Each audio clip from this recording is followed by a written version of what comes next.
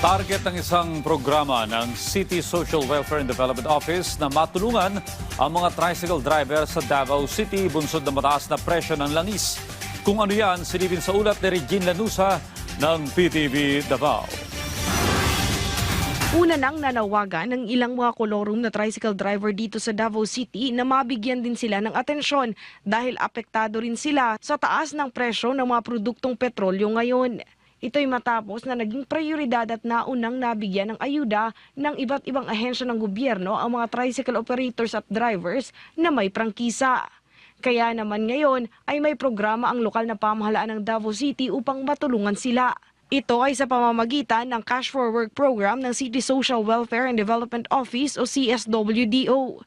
Sa ilalim ng nasabing programa, nakipag-ugnayan ng CSWDO sa City Agriculturist Office dahil ang mga benepisyaryo ay kinakailangang mag-urban gardening. Maaring sa bahay lamang magtanim ng gulay o tumulong sa rehabilitation. Nasa 510 piso ang tatanggapin nilang sahod sa programa kada araw sa loob ng 10 araw. Sa unang batch, target ng nasabing tanggapan na matulungan ang nasa 1,900 na mga drivers. Sila sa CSWDO district offices para magpa-assess, ipa-assess.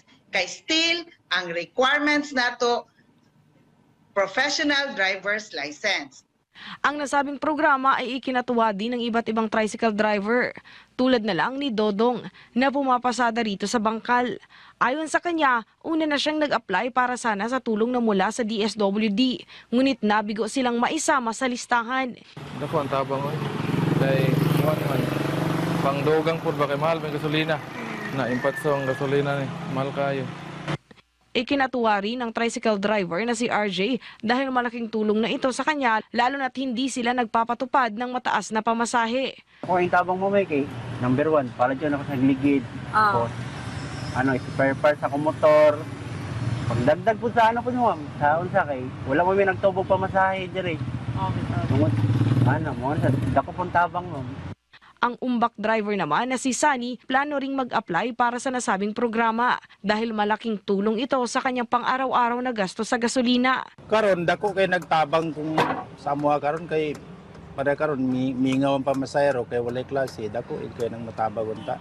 Gayunpaman, inihayag ng Davao CSWDO na kasabay ng pagtulong sa mga tricycle driver, hinikayat din nila ang mga ito na gamitin ang matatanggap na sahod sa pag-apply ng prangkisa ng kanilang minamanehong tricycle.